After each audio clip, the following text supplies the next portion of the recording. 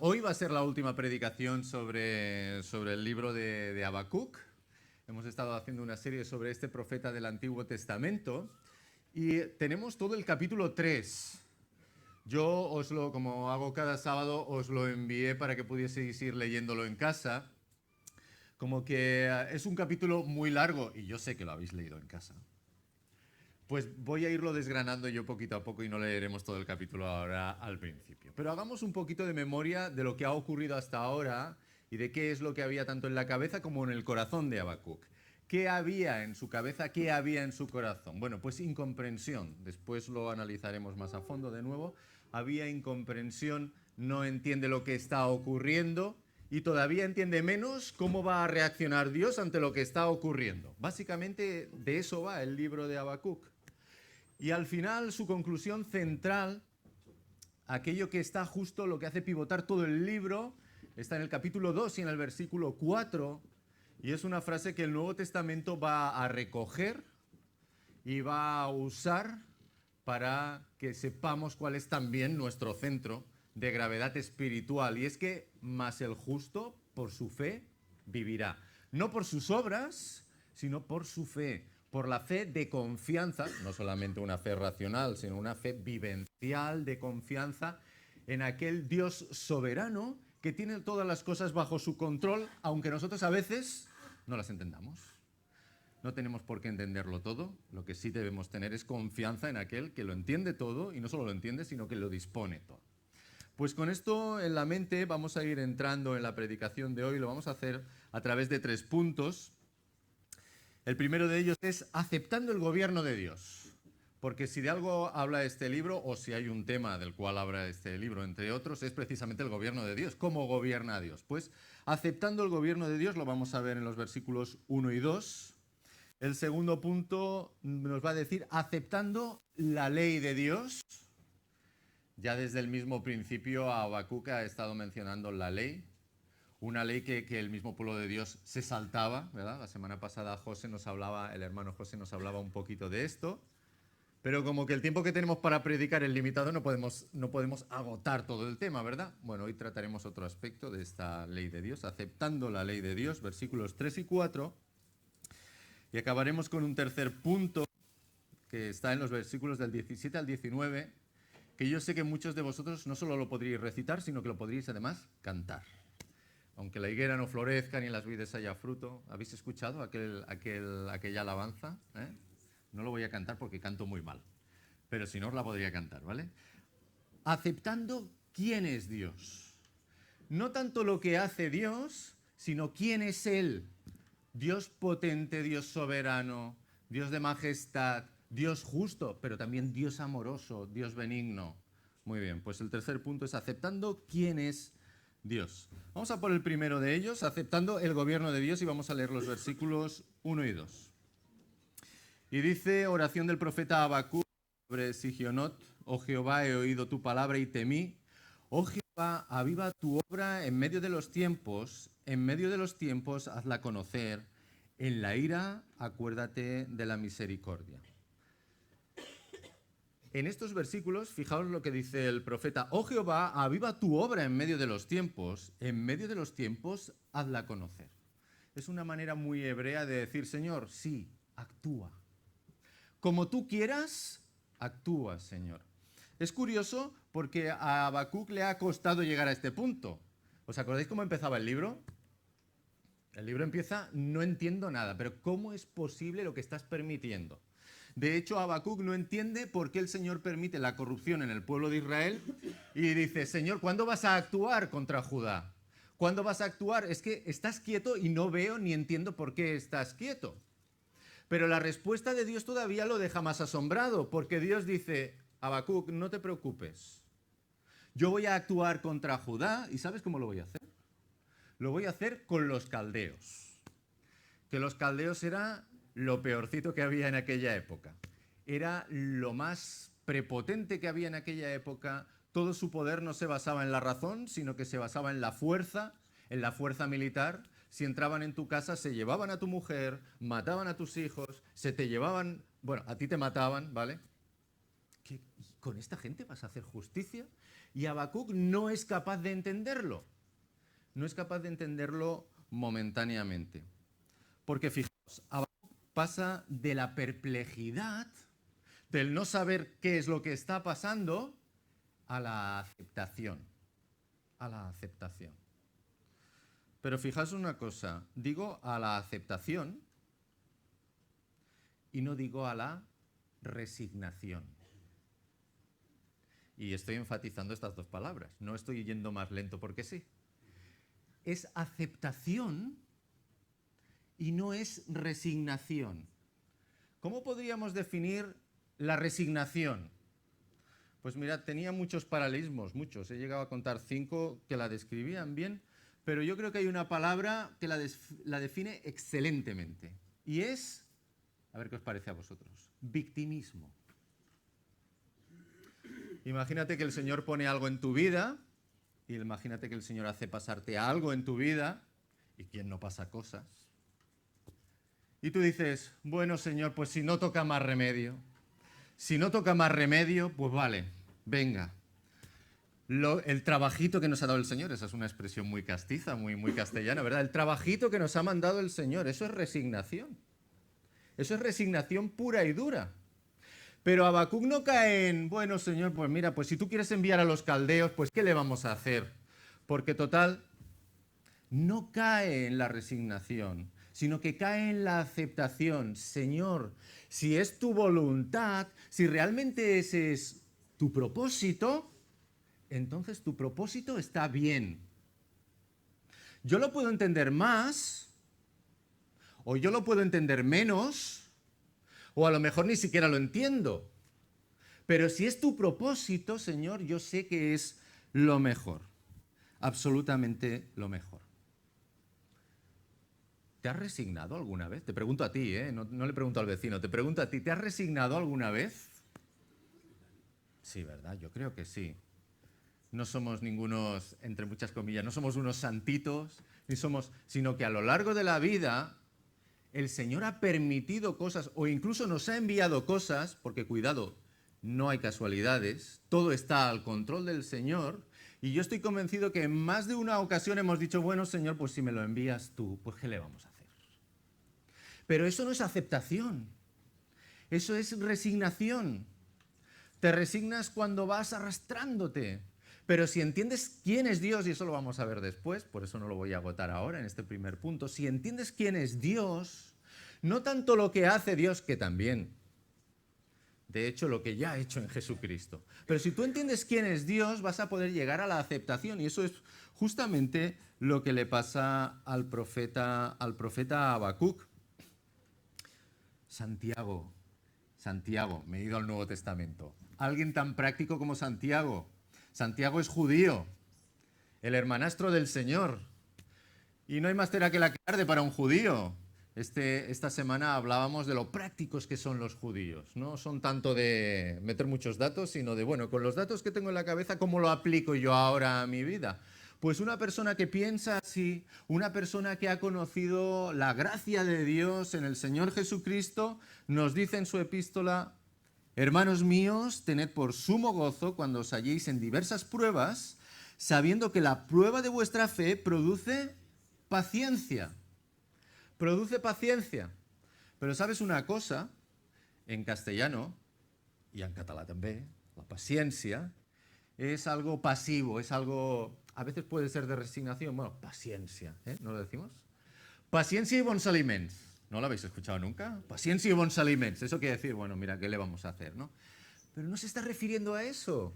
Se está refiriendo a la actitud del profeta, a una actitud que conoce a su Dios y dice: Señor, si tú has enviado esto a mi vida, está bien.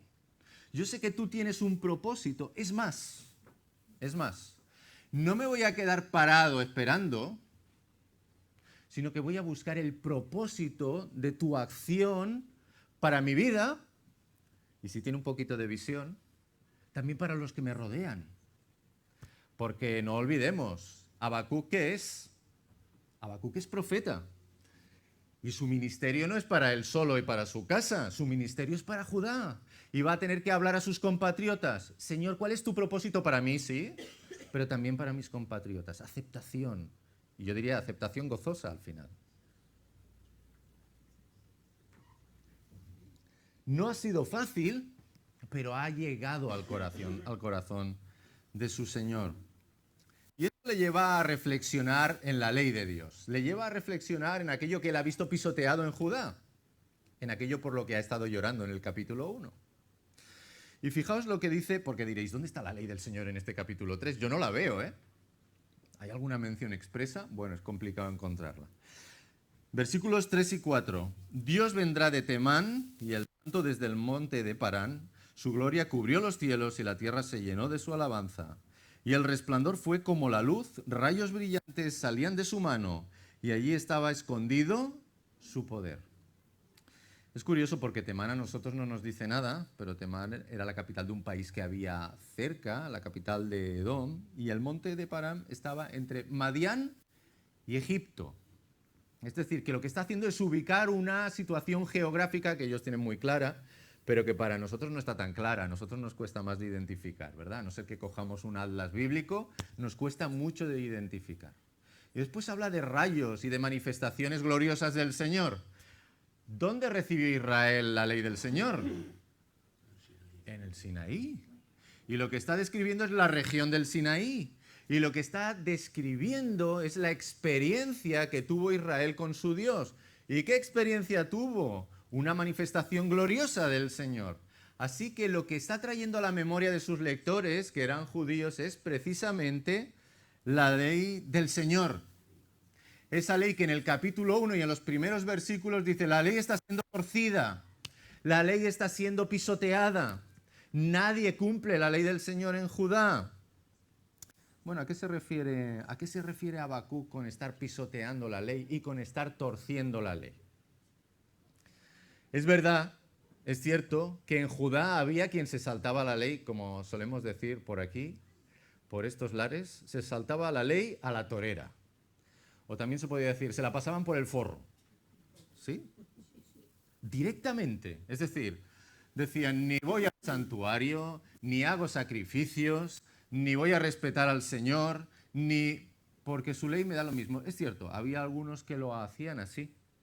Pero me atrevo a decir porque en los profetas así aparece, que la inmensa mayoría mantenían una apariencia de piedad, pero en realidad también les importaba un bledo la ley del Señor.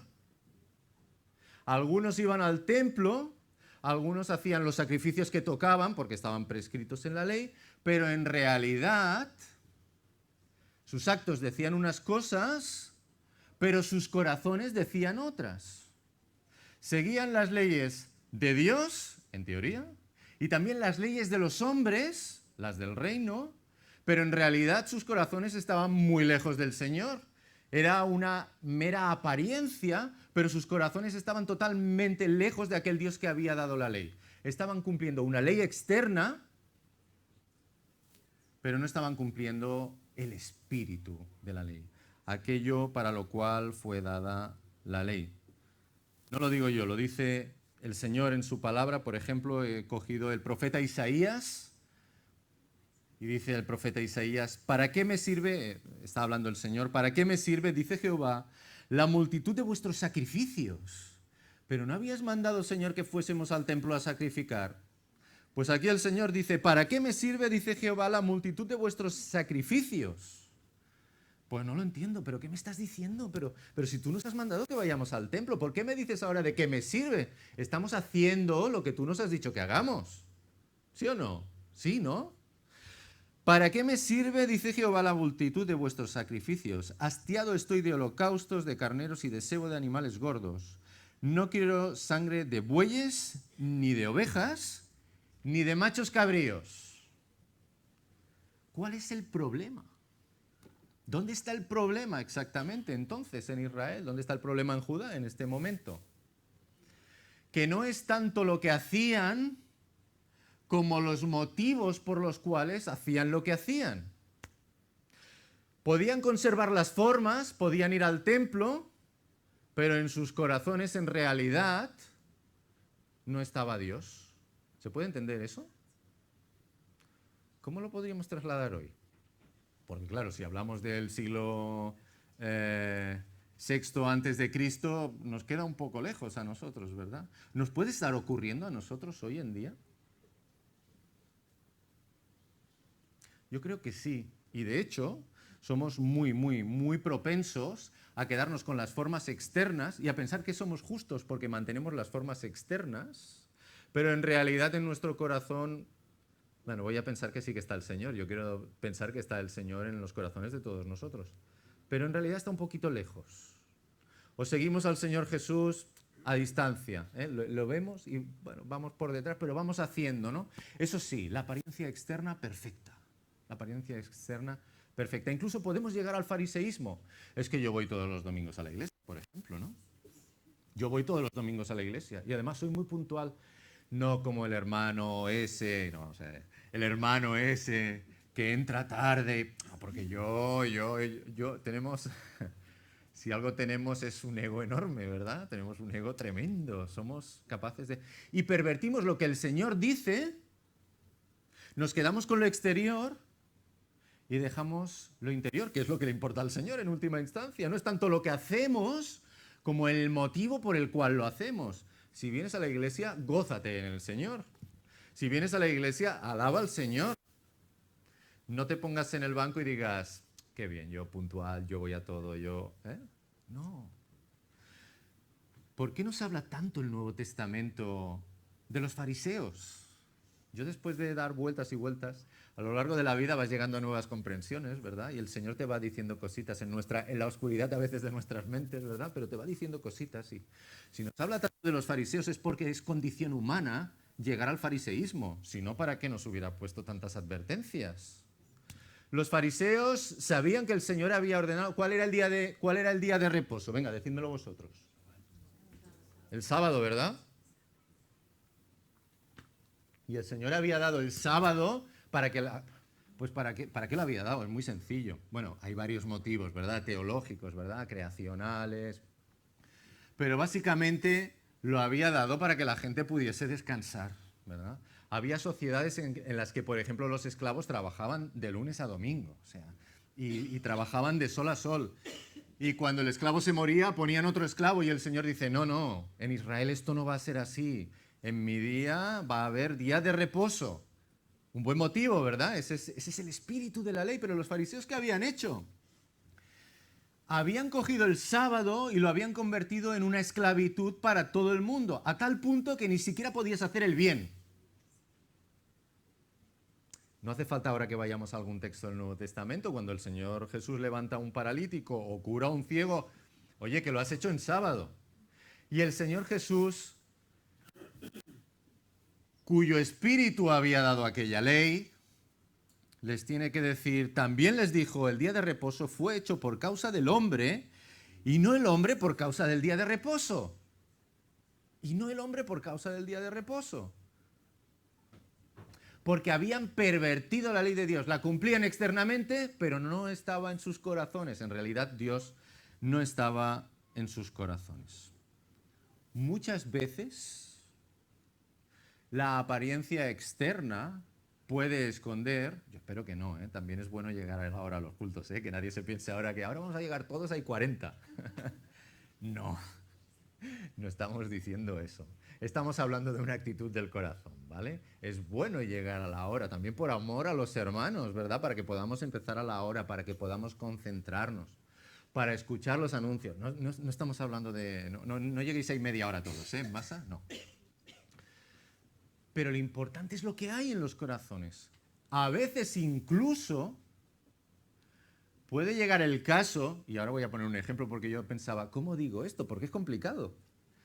De tenernos que saltar alguna ley humana para hacer la voluntad de Dios.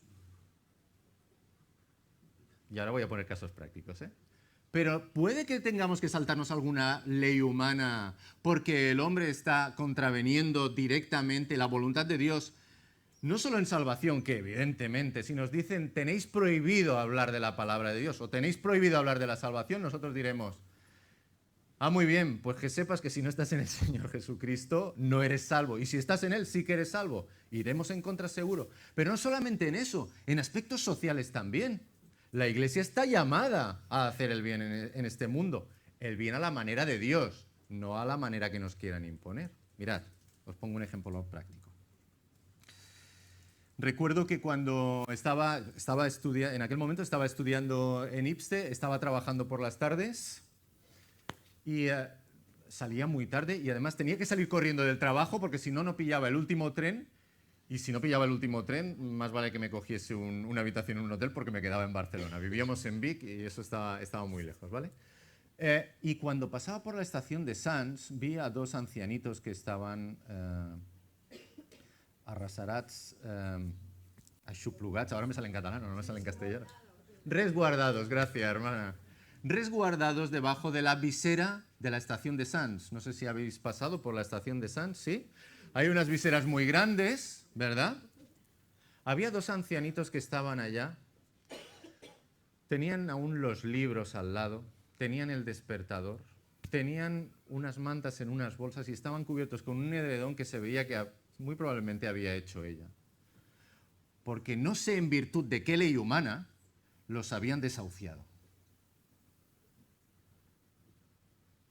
No sé en virtud de qué ley humana aquella gente o no pudo pagar el alquiler, o no pudo pagar la hipoteca, o seguramente no tendrían hijos, o no tendrían familia. Bueno, hay tantas circunstancias en la vida, a veces hay hijos y los hijos no quieren saber nada de los padres, a veces, ¿no? Mira, me da igual, no sé en virtud de qué ley se fue aquella gente a la calle, pero estoy convencido de que esa ley era injusta y no está en el corazón del Señor. Totalmente convencido. Es más, como cristiano, y eso cada uno delante del Señor ha de ponerse y ha de determinar qué es justo y no es justo, ¿verdad? Pero creo que sí hay buenos principios bíblicos que nos indican que a veces hemos de ponernos en contra de según qué leyes humanas porque son radicalmente injustas para hacer la voluntad del Señor. No nos equivoquemos. En ningún momento estamos hablando de, que esto es muy típico en este país, de me salto las leyes para lucrarme. No, no estamos hablando de eso. El Señor no. El Señor nos basta con lo que el Señor nos da y nos debe bastar con lo que el Señor nos da, por supuesto. Estamos hablando del sustento necesario. Estamos hablando de aquello que el Señor nos ha dado con liberalidad a toda la humanidad para que lo podamos disfrutar. Os voy a poner otro ejemplo. Sabéis que nadie sale de su casa o de su país por gusto, ¿no? De hecho, aquí algunos hemos nacido aquí, yo he nacido en Barcelona, pero si nos remontamos 2 generaciones atrás, no, mejor, una generación por parte de mi madre, 2 generaciones por parte de mi padre, somos gente que hemos venido de fuera, porque en su momento, en su tierra, no podían ganarse la vida. Es así de sencillo. Pero nadie sale de su casa por gusto, ¿verdad? Nadie sale de su casa porque, mira, estoy muy bien, pero me voy al país de al lado a... No. Cuando vas a otro sitio es porque realmente tienes una necesidad. Y me atrevo a decir que cuando inmigras de esta manera, desde nuestro punto de vista, emigras de esta manera, es porque tienes una necesidad legítima. Una necesidad legítima. ¿Os suena un producto llamado, un mineral llamado el coltán? ¿Os suena? Vale. De hecho, ahora hay una película española, ahora no me viene el nombre, que están proyectando en los cines. El cuaderno de Sara, gracias. Sí, veo que algunos veis cine español. A mí no me gusta mucho, pero la verdad, fuimos a verla porque además tenía un contenido social y está basada en hechos reales. A media película tenía el corazón muy pequeñito, lo tenía en un puño, ¿verdad? Pero es bueno que veamos la realidad que nos rodea. No solo aquí, no solo en nuestro país, sino fuera. ¿Por qué viene la gente de fuera, desde fuera? ¿Cuáles son los motivos, no? Mirad, el coltán es un mineral que está mucho más cerca de lo que nos pensamos, ¿vale? Yo reconozco mi ignorancia, me he metido en ello después de ver la película, porque está en nuestras tablets, está en nuestros móviles, y sin ese mineral no hay tablets, ni hay móviles, ni hay aparatos de estos, ¿vale? Pero cuesta un montón extraerlo, y es más, está en países, bueno, una de las mayores cantidades de coltán está en el Congo. Se está esclavizando gente en el Congo, se está esclavizando niños para extraer ese mineral por un plato de lentejas, si llega, para que nosotros podamos tener móviles a buen precio. Muchas veces no pagamos el costo de los móviles, no lo pagamos en realidad. Lo que está ocurriendo es que hay una explotación detrás.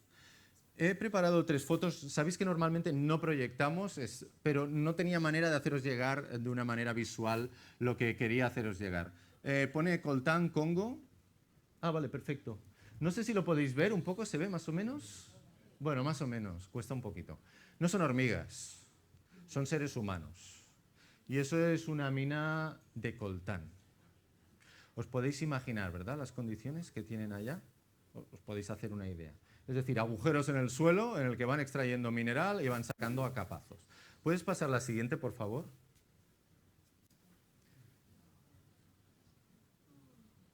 ¿Sí? No hace falta comentarla. Pasa la otra, por favor. Esto es lo que están viviendo. Esto es lo que está viviendo esta gente en este país. Esto es lo que ellos están sufriendo ahora mismo. Hay países europeos en los que suponiendo que uno de ellos pueda escapar, porque si intentas escapar, no van con tonterías. La vida humana no vale nada en estos países. Te dejan seco, ¿eh? Te dejan seco si intentas escapar, te pegan 2 tiros. Pero si uno de ellos consigue escapar, después se va a encontrar con países europeos en los que, en algunos de ellos, incluso es ilegal ayudar a uno de ellos. Ilegal. Te puede caer a ti coloquialmente decimos, te puede caer un puro. Pues te puede caer un puro. Entonces yo me pregunto, ante esta situación, como cristianos, no como yo creo, yo pienso, a mí me parece, sino como cristianos y con la palabra de Dios delante, ¿cómo vas a hacer la voluntad de Dios diciendo, no, voy a ser un ciudadano ejemplar, no me voy a saltar la ley, ¿eh? Aquí yo, en mi casa tú no entres? O ayudando al necesitado, voy a decirlo en términos del Nuevo Testamento, ayudando a la viuda, ayudando al huérfano, ayudando a aquel que realmente necesita, al extranjero. Evidentemente. ¿Por qué digo todo esto? Porque Habacuc no se quejó solamente contra el saltarse la ley groseramente, sino que se quejó contra la hipocresía de mantener las formas de ser don perfecto, pero en realidad tú no tienes ninguna intención de hacer la voluntad del Señor. Es muy posible que en alguna ocasión en la vida tengamos que hacer legítimamente delante del Señor cosas que quizás nuestra sociedad ni entienda ni apruebe. Pero nosotros como cristianos lo que queremos es la aprobación ¿de quién? De Dios. Queremos la aprobación de Dios. Vuelvo a insistir otra vez. No se trata de que el cristiano se va saltando las leyes, ¿eh? El cristiano, como norma general, porque el Señor así se lo dice, cumple las leyes. Pero cuando entra en conflicto con lo que el Señor le está mandando claramente, antes hay que hacer caso a Dios que a los hombres. Antes hay que hacer caso a Dios que a los hombres. Y a veces eso tiene consecuencias. A veces la tiene. Aceptando quién es Dios, y no por lo que hace Dios, sino por quién es Dios. Fijaos, versículos del 17 al 19. Dice Habacuc, aunque la higuera no florezca, ni en las vides haya frutos, aunque falte el producto del olivo, y los labrados no den mantenimiento, y las ovejas sean quitadas de la majada, y no haya vacas en los corrales, con todo yo me alegraré en Jehová, y me gozaré en el Dios de mi salvación. Jehová el Señor es mi fortaleza, el cual hace mis pies como de ciervas, y en mis alturas me hace andar. Bueno, casi nada lo que está diciendo Habacuc. Casi nada lo que está diciendo Habacuc con la que se les está viniendo ahora encima a Judá. ¿Cómo lo podríamos traducir a un lenguaje moderno nuestro? Pues aunque me quede en paro, aunque pierda la casa, aunque incluso pierda la familia, porque puede ocurrir, aunque pierda la familia. Job, el libro de Job. Aunque todas esas cosas puedan ocurrir, aunque yo ahora mismo quizás no vea la mano del Señor o no la vea como a mí me gustaría verla, con todo yo me gozaré en Dios. No por lo que Él está haciendo quizás ahora, porque a lo mejor yo no lo veo, sino en quién es Dios. Porque Dios en última instancia es el Dios de mi salvación. Nosotros vamos con cierta ventaja con respecto a Habacuc.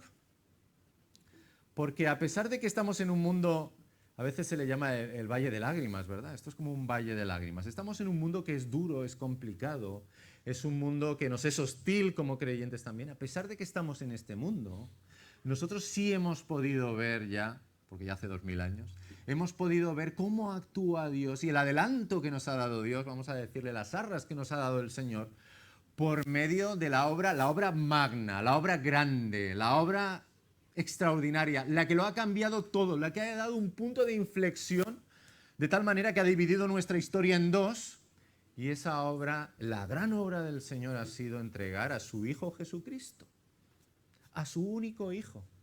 Porque en Él y en su cruz no solo se decidió nuestra salvación, que también, amén, sino que se ha decidido el futuro del universo mismo, la restauración del universo mismo.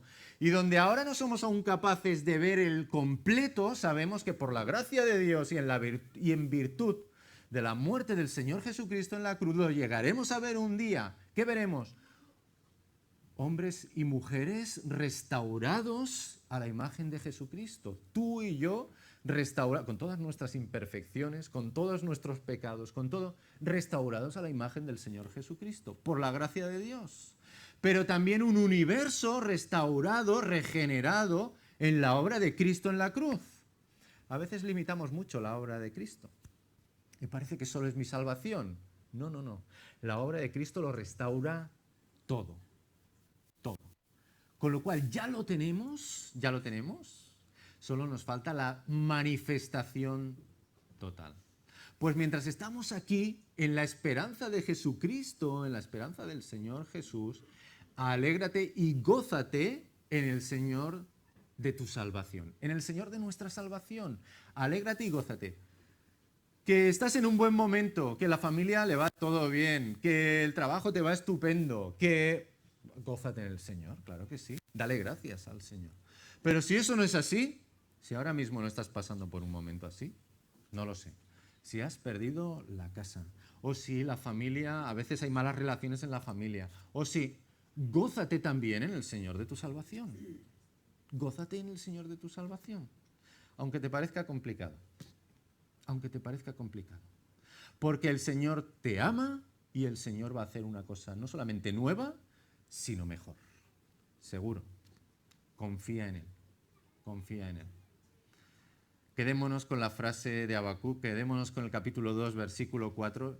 Es una frase no solamente para memorizar, no solamente para tener aquí, sino para tener en nuestros corazones y para poder aplicar a nuestras vidas. Más el justo, por su fe vivirá. Amén, hermanos, que el Señor bendiga su palabra. Yo pediria una hermana... Maite, podries pregar, si us plau, per aquesta predicació, que el Senyor beneeixi en els nostres cors abans de passar al Sant Sopar?